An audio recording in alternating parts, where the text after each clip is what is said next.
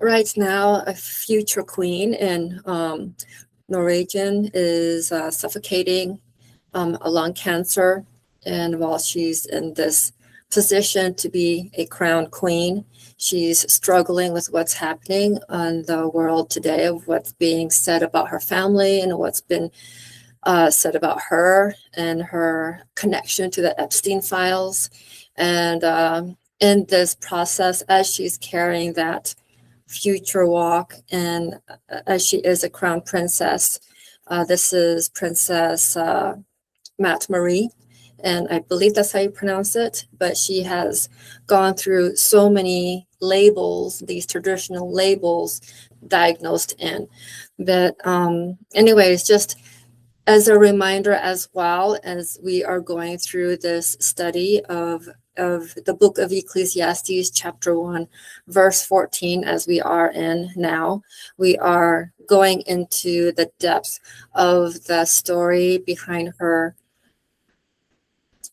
the illness that she's carrying. And just keep in mind that my background is due to the educational training of the experience of the supernatural, of the connection that I have with my angel, and how God has brought me into that realm of understanding the supernatural and beyond of this realm, and going forward, and also the 14 years of the non-traditional angle of studying religion and science combined as one in a non-conventional unaccredited university, as well as going forward in the 4 years of the university where I had learned these concepts.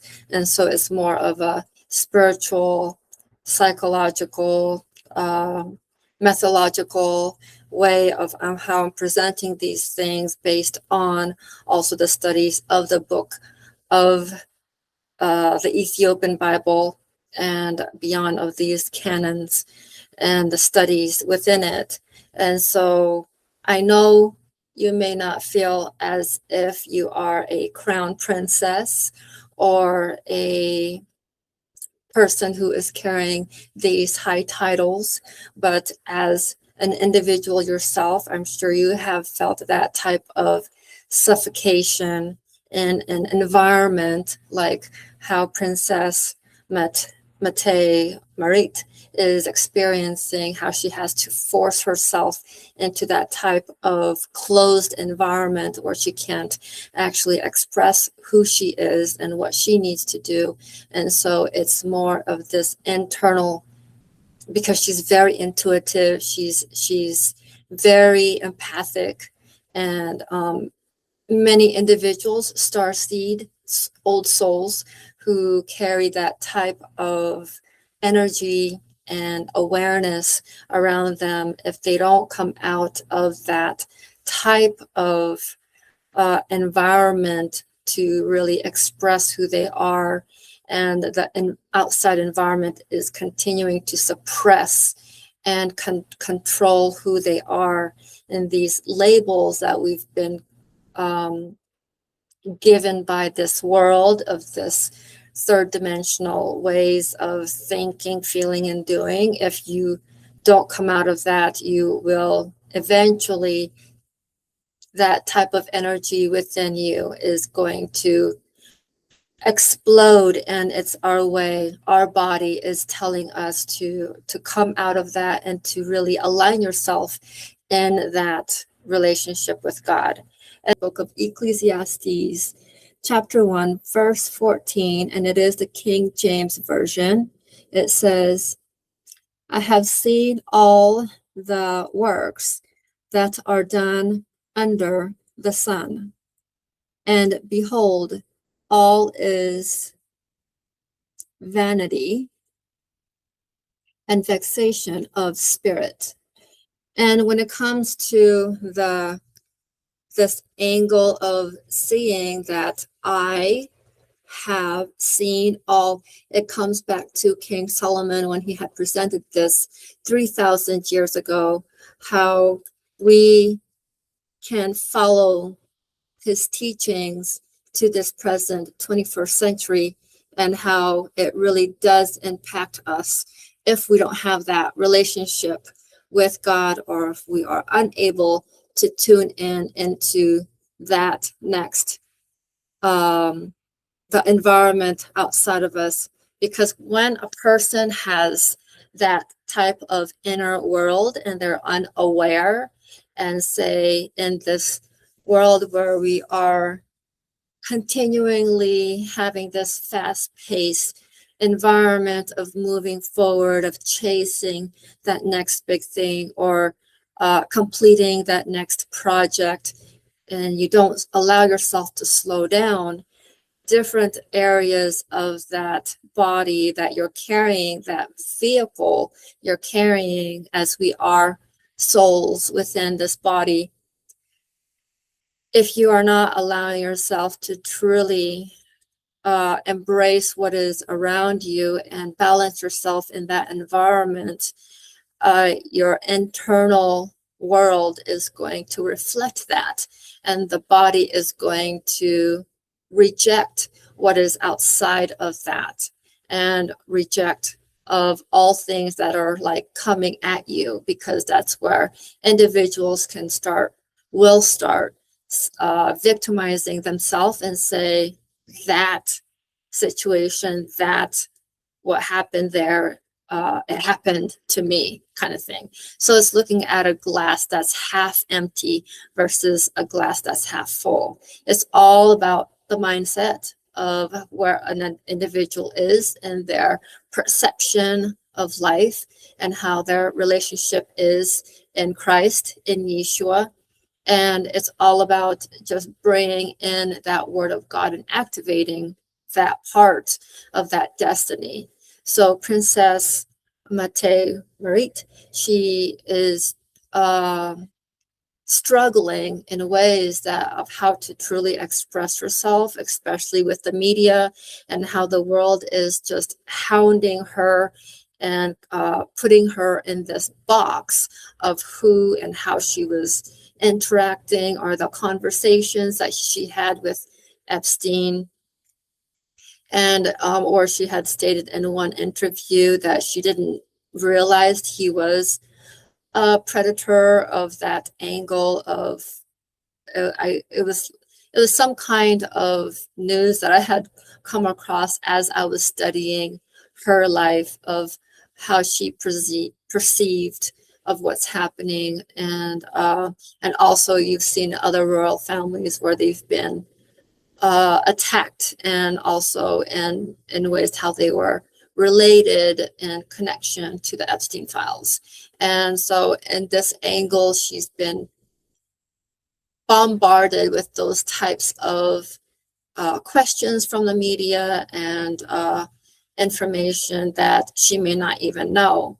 And going deeper into the rebellion part of what's happening in this world is presented more in my courses, in the courses that that I've laid out. It's more of those who are ready to truly unbox of the reality that we are living in. It's not what it is as what many of you have experienced, that we are living in a matrix, that we are living in a multi-universal dimensional reality, and those who are much more circuited in our God, in Yeshua, you're able to truly hear beyond and experience beyond and know more beyond these five senses that we have. And so when it comes to this verse and diving deeper into where it says, I have seen all the works, King Solomon is presenting it in a more humble way of informing his people back then. And as I apologize, I'm like aiming it down so it's not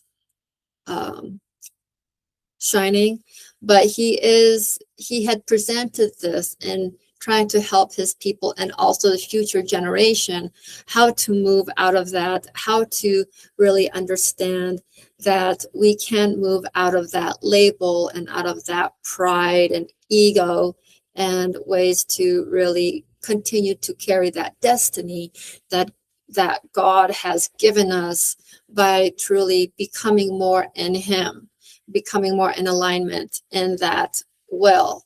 And it's very difficult for individuals how to really get to that state if they don't have a relationship with God, if they don't have an upbringing background of a balanced household that they were raised up in.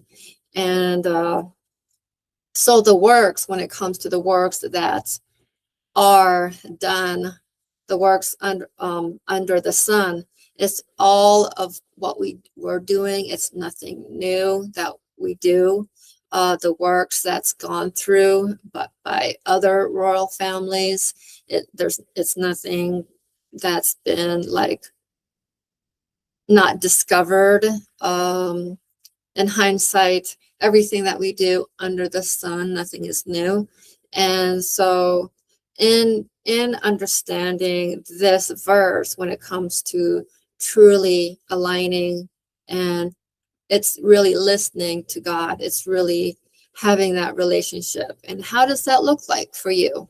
Are you pausing yourself and thinking, contemplating, or are you going forward in life and erasing all that, what you had just experienced the day before? If you had, say, a fight and an argument with your spouse, or a disagreement, a huge disagreement of some kind of contract that you had with your business partner, or something of an idea that sparked within you and you truly felt it was God inspired, but whoever you're speaking with in that project, they did not agree to it because they weren't in the same wavelength of understanding with where you're at.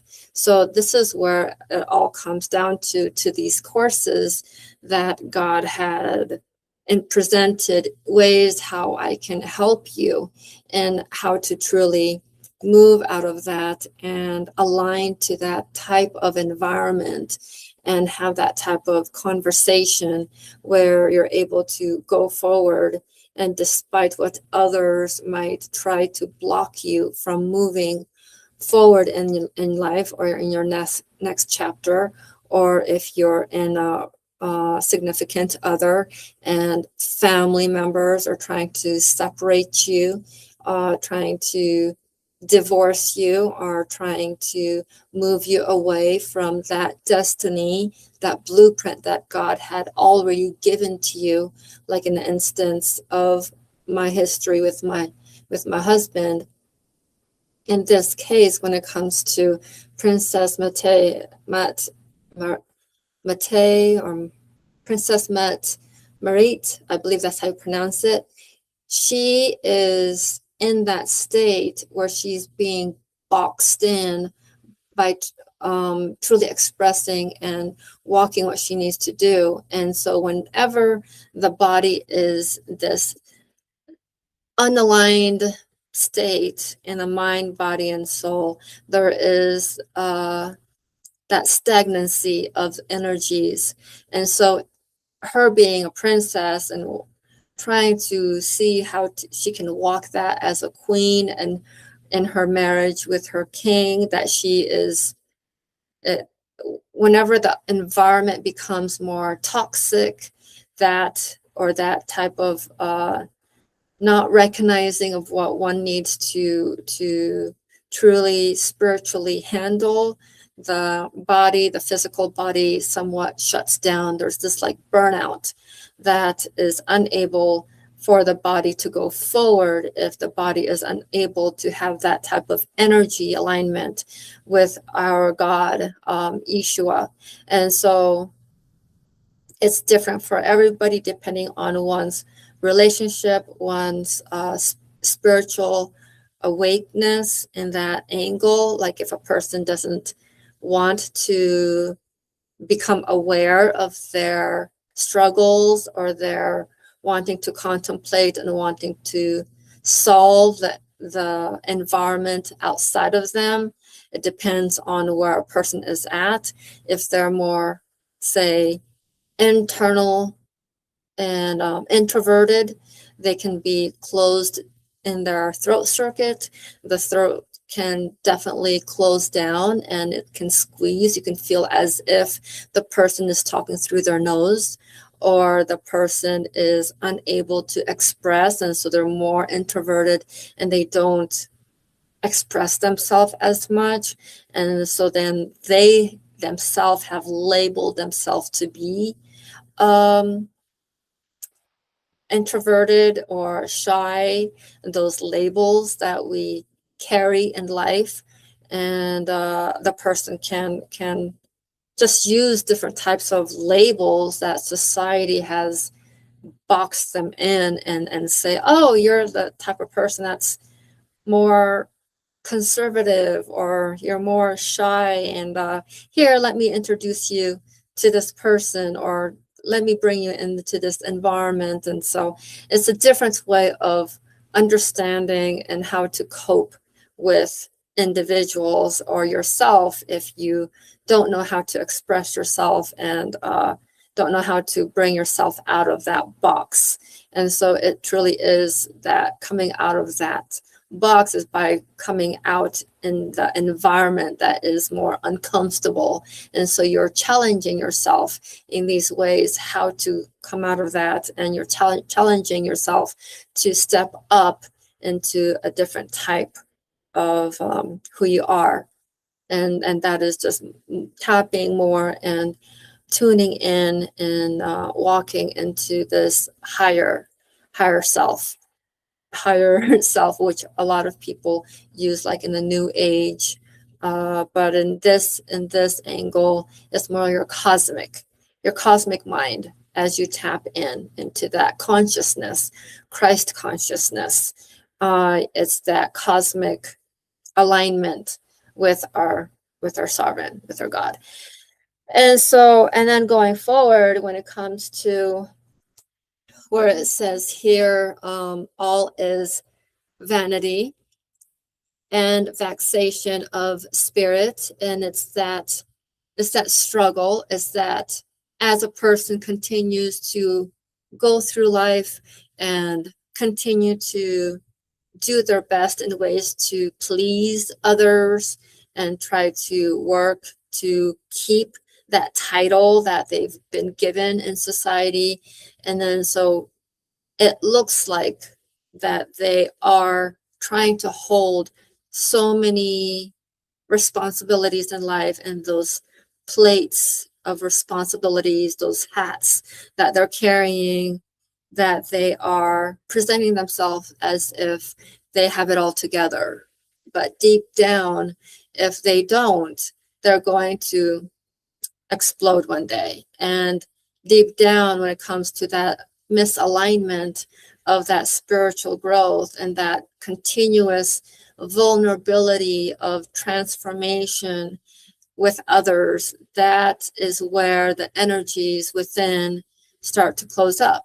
The throat chakra creates cancer. The solar plexus, which is the creativity part,